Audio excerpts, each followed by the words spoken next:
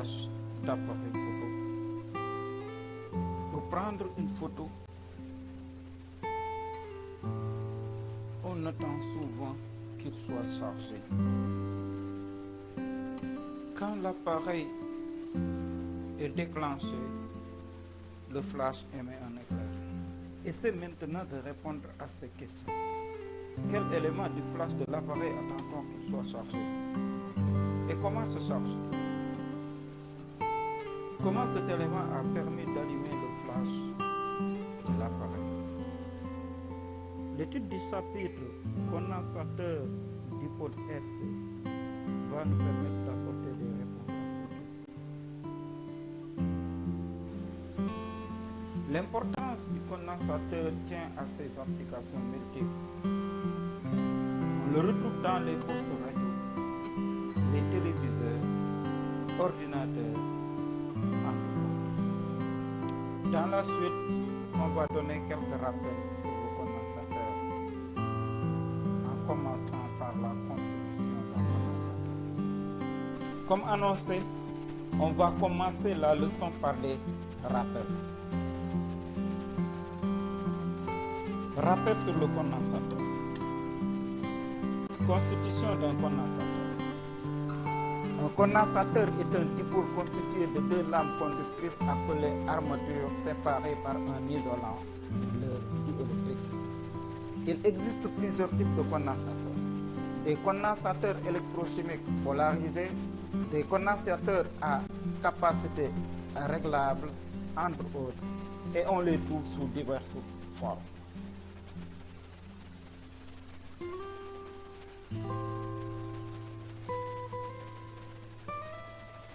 Nous avons ici un condensateur à capacité réglable.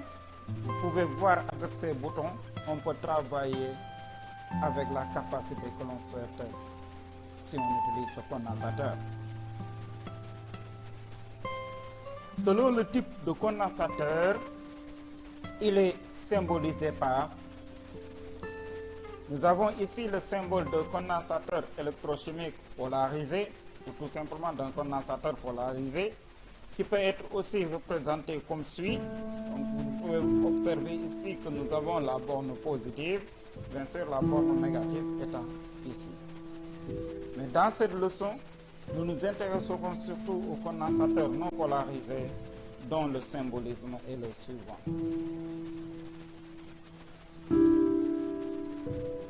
Qu'est-ce que la capacité d'un condensateur?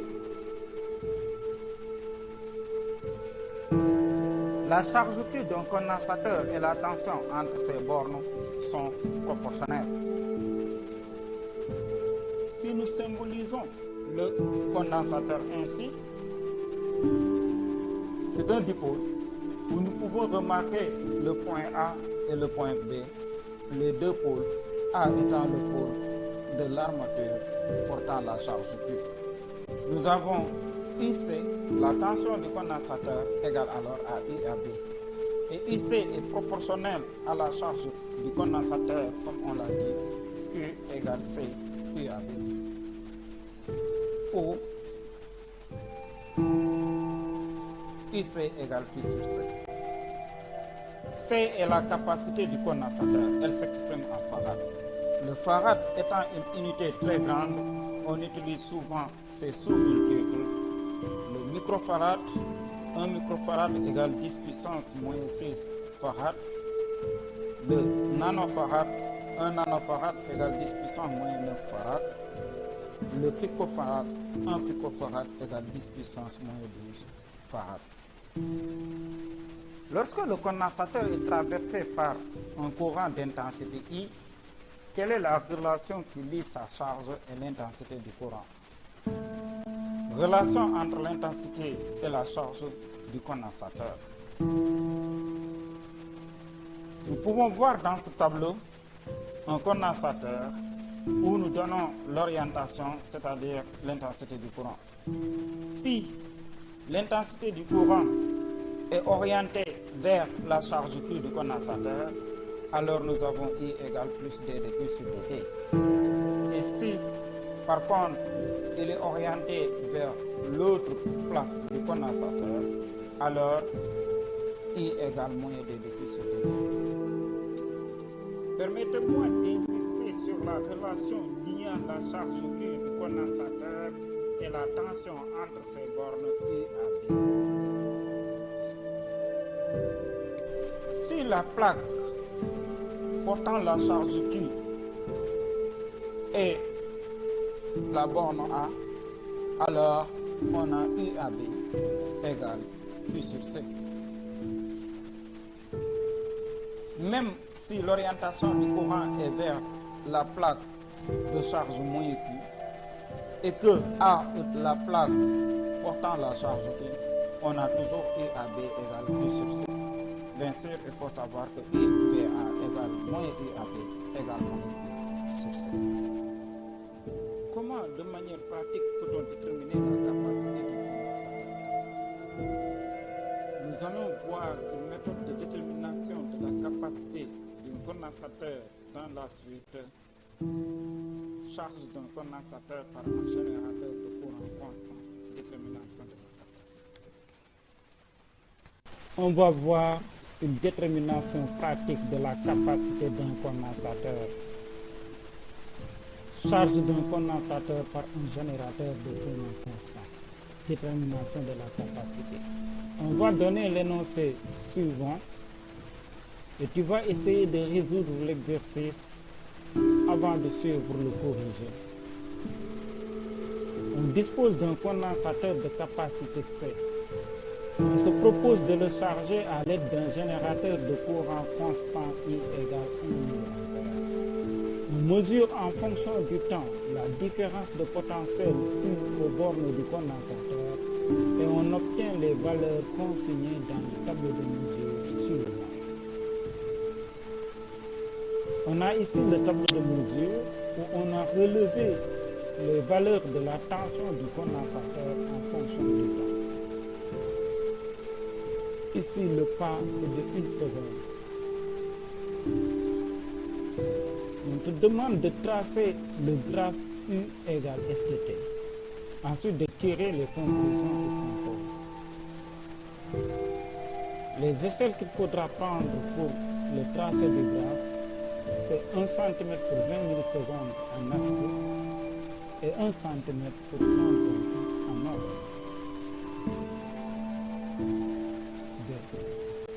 Petit b, en déduire l'expression de la tension U en fonction du temps T. Ensuite, tu détermines la capacité du condensateur. Le montage qui a permis de réaliser ces mesures est le suivant. Nous avons ici un générateur de courant constant, donc un générateur qui dérive une intensité constante, un condensateur, un résisteur. Nous avons ici mis à la masse un interrupteur, l'une des bornes de l'interrupteur, l'autre borne étant reliée au condensateur. Donc on peut court-circuiter le condensateur pour faire sa décharge. Ceci permet à chaque mesure de décharger le condensateur pour la mesure suivante. Et nous avons ici le voltmètre permettant de lire la tension du condensateur. On peut remarquer ici que le pas est très bref, un pas d'1 seconde, 0, 1, 2, 3, etc. Ce qui veut dire qu'on a utilisé ici un système d'acquisition, un ordinateur avec acquisition pour réaliser ce tableau de mesure. Essaie maintenant de résoudre cet exercice dans la suite. Tu pourras suivre le corrigé qui t'est proposé afin de faire la comparaison de tes résultats avec le corrigé. Comme conseiller, j'espère que tu as essayé de faire l'exercice. Maintenant, tu peux suivre le corrigé et comparer avec ce que tu as fait.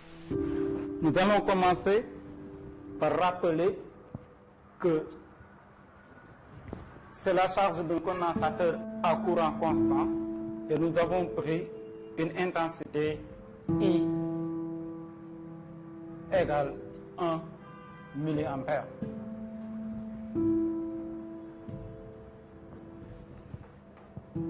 Avec un dispositif d'acquisition, on a obtenu ce tableau de mesure. Avec ce tableau de mesure, comment peut-on faire pour trouver une relation entre la tension U du courant et le temps? Il y a plusieurs méthodes, mais là nous choisirons de tracer la courbe U égale F de T. Pour cela, nous consultons les données du tableau et nous avons déjà tracé ici les axes U en volts et T en secondes. Pour T égale 0, on a 0.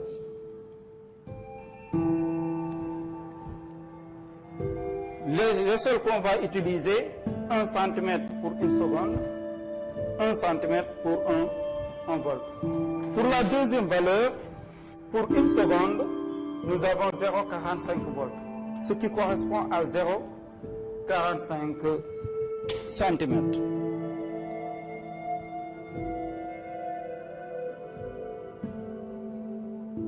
Voici le point correspondant. Pour 2 secondes,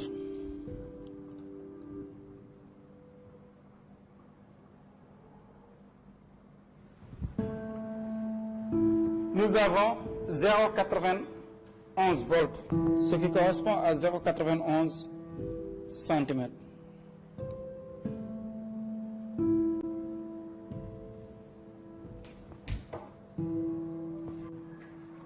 Pour 3 secondes, nous avons 1,36 volts,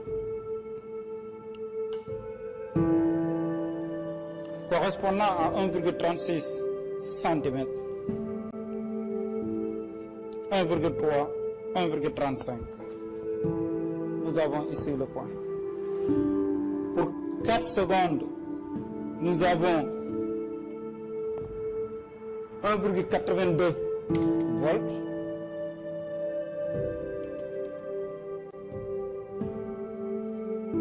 Donc 1,82 volts, 1,8, nous pouvons marquer le point.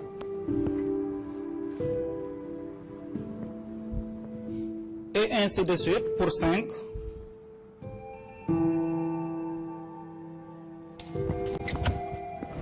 Nous avons 2,27.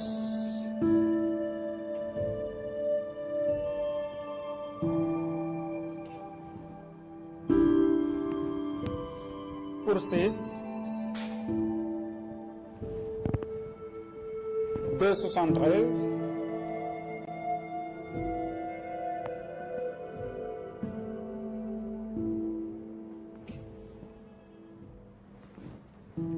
Pour 7,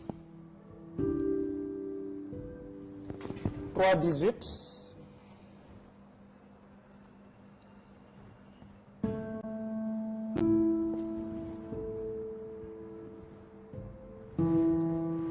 Pour 8, on a 3,64.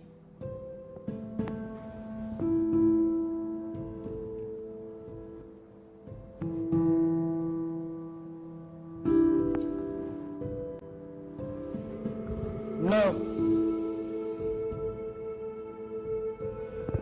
4,09.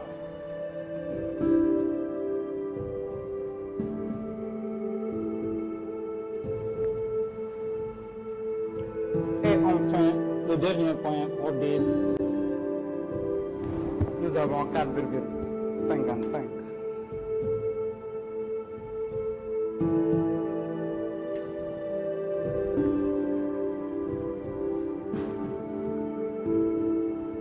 Observe ces points. Quelle allure de courbe ça me donne? Nous pouvons voir que ça donne une allure de droite. Traçons la droite passant par le maximum de points et par l'origine.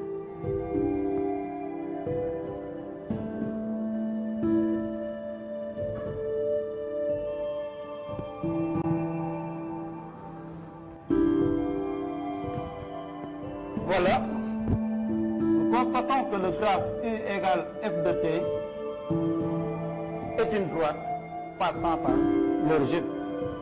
Quelle conclusion peut-on tirer de ça? Oui, U est alors proportionnel au temps. Nous pouvons écrire U égale A fois T. Où A est le coefficient directeur aux pentes de la droite. Nous pouvons alors déterminer A avec A égale delta de U sur delta de T. Pour déterminer la pente de la droite, nous allons déterminer la tangente de l'angle que fait cette droite avec l'horizontale. Pour cela, nous allons tracer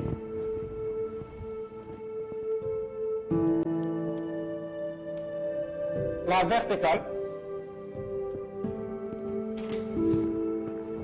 à ce point pour avoir un triangle rectangle où notre droite passe par l'hypoténuse. Alors, la tangente de l'angle à l'horizontale que l'on vient de définir est égale au côté opposé sur le côté adjacent. Ce qui nous donne A égale delta de U, le côté opposé. On mesure alors cette longueur.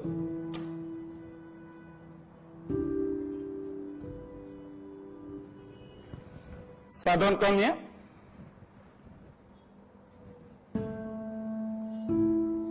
On a 1, 2, 3, 4, 4,6 cm qu'il faut convertir en volts, puisque 1 cm c'est 1 volt, alors 4,6 nous donne 4,6 volts. On va diviser par le côté adjacent et on constate ici que le côté adjacent tombe sur ce point. Ce qui correspond à 1, 2, 3, 4, 5, 6, 7, 8, 9, 10. Donc, nous avons ici sur 10 multiplié par 1 seconde, ça nous donne 10 secondes. Ceci donne 0,46. La valeur de la pente du coefficient directeur est alors A égale 0,46 volts par seconde, puisque delta de U est en volt, delta T est en seconde.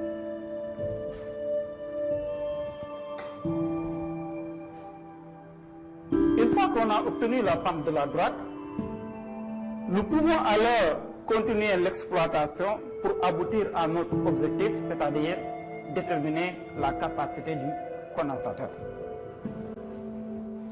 Pour cela, nous savons que I égale Q sur T.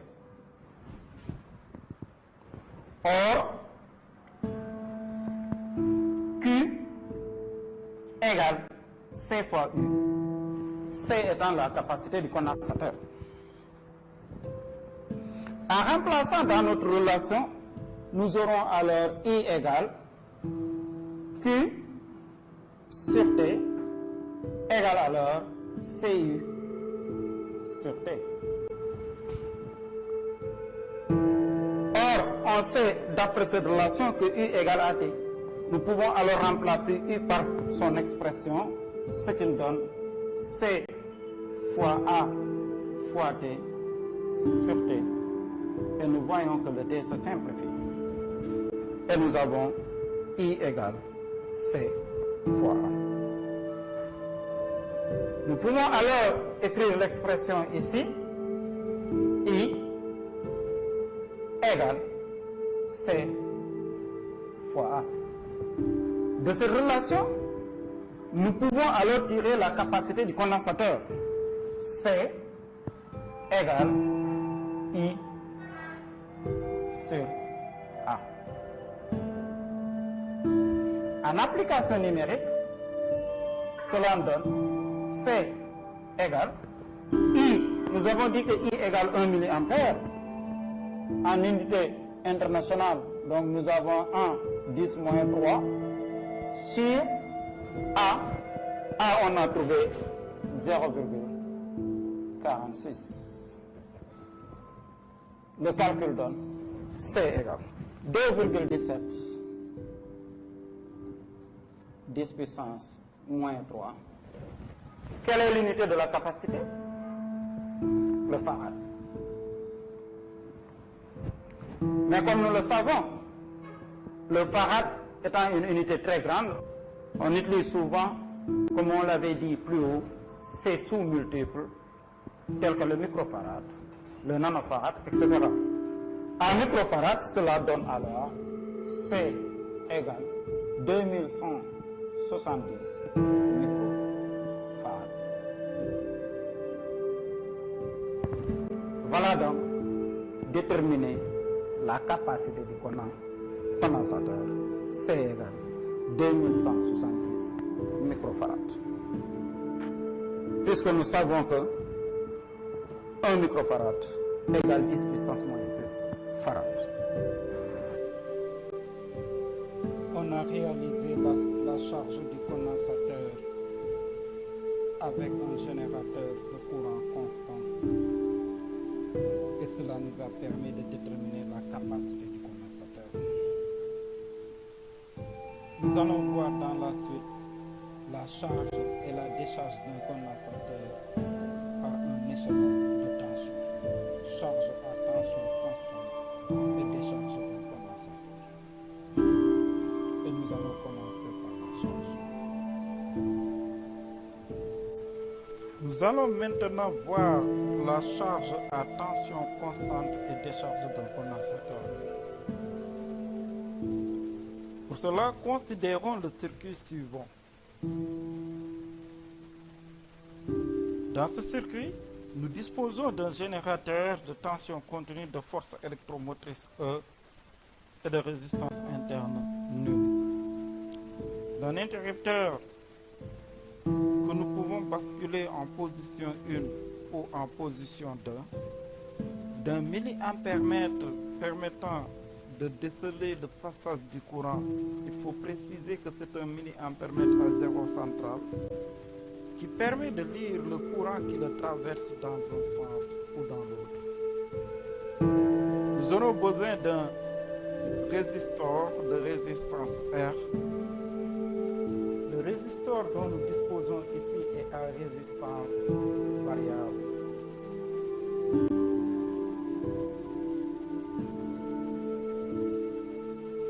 D'un condensateur de capacité C. Le condensateur dont nous disposons ici est à capacité variable. D'un voltmètre permettant de mesurer la tension entre les bornes du condensateur. D'un fil de connexion pour relier ces différents dipôles afin de réaliser le circuit que vous avez ici. Nous allons commencer notre étude par la charge, étude expérimentale de la charge. On va commencer par réaliser l'expérience. Pour l'étude de la charge du condensateur, on va basculer l'inverseur en position 1. Ainsi, le courant délivré par le générateur ne circule que dans cette partie du circuit fermé. Cette partie étant ouverte, aucun courant ne circule. Pour faire le montage, voilà le conseil que je te donne. Tu réalises le circuit extérieur d'abord en reliant la borne positive du générateur à la position 1 de l'interrupteur et la position de l'interrupteur à la borne négative du générateur. Ensuite, tu crées un nœud entre la borne négative du générateur et la position 2 de l'interrupteur. À partir de ce nœud, tu relie le condensateur et sortant du condensateur, on va au résistor, du résistor au milliampère et du milliampère à la base. Ensuite, il ne reste plus qu'à monter en phase le voltmètre entre le circuit ainsi réalisé alimente donc le générateur. Lorsqu'on ferme l'interrupteur en position 1, observe l'aiguille du milliampère-mètre et la tension mesurée par le multimètre, le voltmètre. Fermons l'interrupteur en position 1. Qu'observe-t-on au niveau du milliampère-mètre? Quelle est la valeur de la tension mesurée par le voltmètre? Compare cette valeur à la force électromotrice du générateur.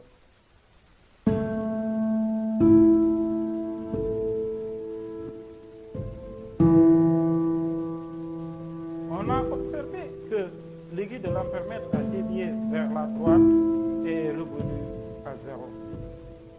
Le voltmètre affiche une tension sensiblement égale à la force électromotrice du générateur. Ici, nous avons 11,15 volts, ici 11,2. Nous pouvons penser que la différence est calculée. Pour le générateur, on a un chiffre après la virgule, et pour le voltmètre, un chiffre après la virgule. Nous voyons ainsi qu'il est passé en bref lorsqu'on a fermé l'interrupteur et l'aiguille du l'ampèremètre a dévié vers la droite. Le multimètre affiche une tension sensiblement égale à la force électromotrice du générateur. Nous pouvons dire qu'il existe une tension électrique entre les bornes du condensateur après le passage du courant. Le condensateur est chargé.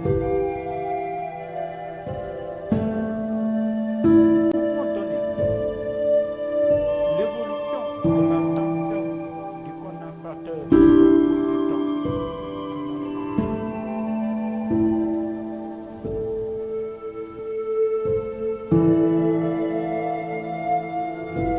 Nous avons l'axe des temps ici en abscisse. L'axe de la tension du condensateur et le débit U égale FDT évolue progressivement au cours du temps pour atteindre une valeur constante égale à la E, la force électromotrice du condensateur. Nous pouvons ainsi distinguer deux phases. Une première phase où on a une progression de la tension du condensateur et une deuxième phase où la tension du condensateur est constante. La première phase, c'est la deuxième phase.